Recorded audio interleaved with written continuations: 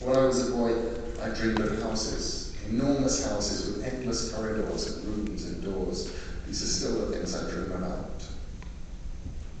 I love dreams. I know enough about them to know that dream logic is not story logic, and you can rarely bring a dream back as a tale. It will be transformed from gold into leaves, from silk to cobwebs on waking. Still, there are things you can bring back with you from dreams: atmosphere, moments, people, a feeling. I've often wanted to try and reproduce in prose that dreamlike sense of total acceptance. We're rarely astonished in dreams. Even when dark things happen, they seem to carry with them a sense of acceptance, as if that is obviously the way of it. You realize that you always knew your grandmother was some kind of pigeon. Or that there was a room filled with water behind the kitchen you had never visited. Or that there's a motel in America where vampires sleep in the water-filled bathtubs by day and wake at sundown, their faces breaking the tepid water, waiting to walk. I think that when I'm writing for children, I'm writing for me. I'm trying to write a book that I would have loved when I was a boy. So I try to put in the things I would have liked in a book, and I try to leave out the things that bored me. I know that children are close readers, or at least that I was. I know that children are demanding readers. I know enough not to try their patience or to lie to them, because I'm sure that they'll know.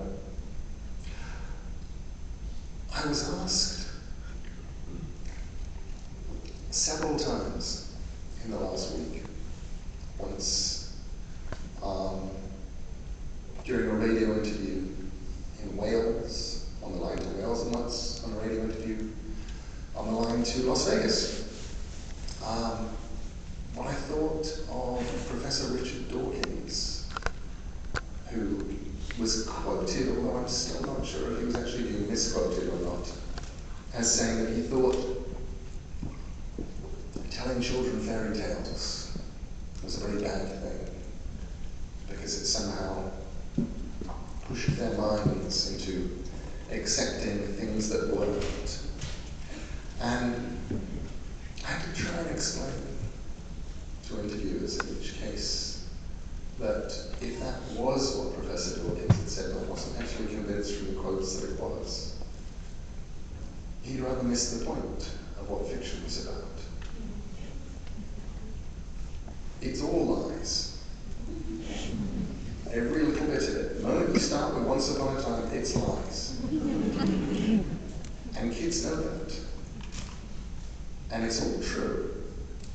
And kids know that too. Because they know that what they're being told, to paraphrase G.K. Chesterton, is not that dragons exist. They're not being told that there really are these great big fire-breathing things that are going to come down to the room and eat them. They're being told something much more important than that. They're being told that dragons can be defeated. They're not being told that there is a bogeyman. They know there's a bogeyman. They know there are things that scare them. What they're being told, what we're all being told in fiction, is that there is hope, and that you can do something to change that. When Caroline came out, as an author, I'm astoundingly sanguine about reviews. Good reviews come in, I go, that's nice, link to them on my blog. Bad reviews come out, I go, fair enough. Occasionally I think, ow, that's right.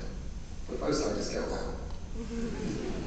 And I used to link to them on the blog out of a feeling of fairness. And then I realized that I was actually raising their Google ranking by doing this. So.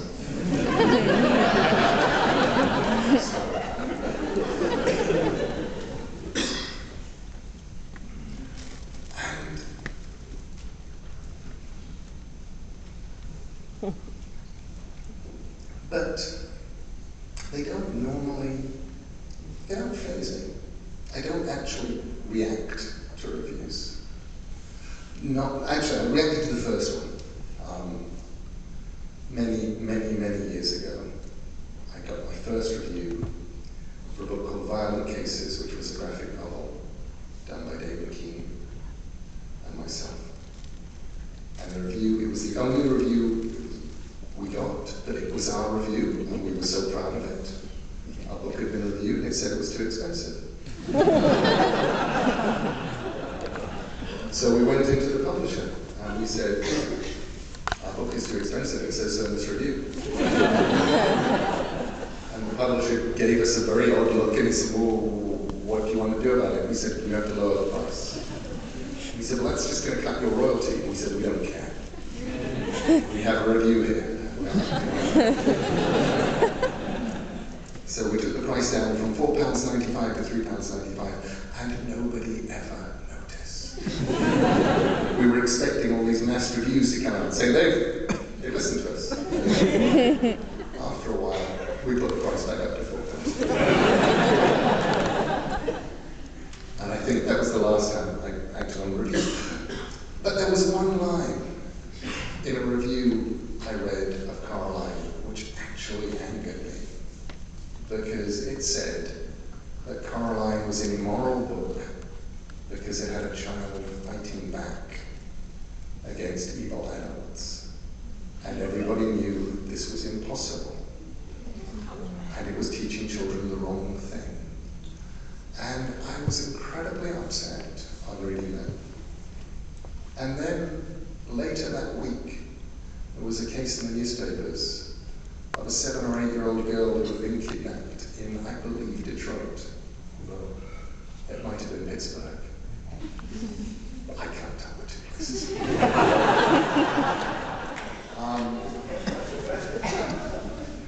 I can when I'm there. In memory. It was a Detroity sort of Pittsburghy sort of. And he'd been kidnapped, and she'd been duct taped to a chair and left, and she was being held for ransom. And she'd managed to bang the chair around and go over, move the chair until she got to a window and smash the chair against the window and break the window and call for help and got released. And I thought, you know, if you really did try and teach children, if it, you know, it is moral, it is a good thing, it is ethical, it is wise to tell them that you should fight back. You are never powerless.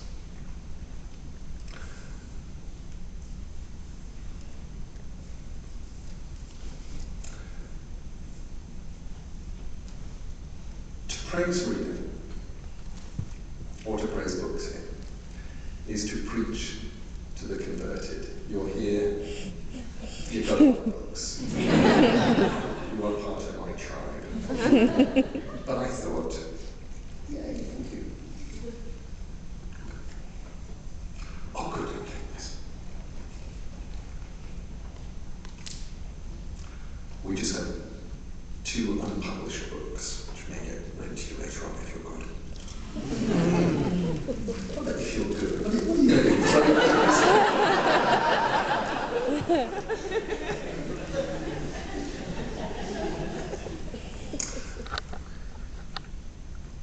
So I thought we'd talk for a moment about what books are and what stories are. The miracle of prose is this: it begins with the words. What we give to the reader isn't the story.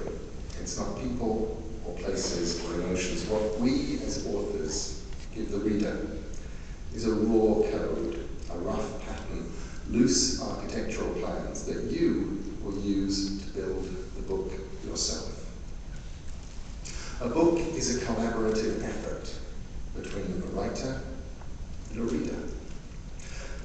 No 2 readers will ever read exactly the same book, because the readers are building the book, giving the characters faces and voices, colouring the castles and the towns and the skies.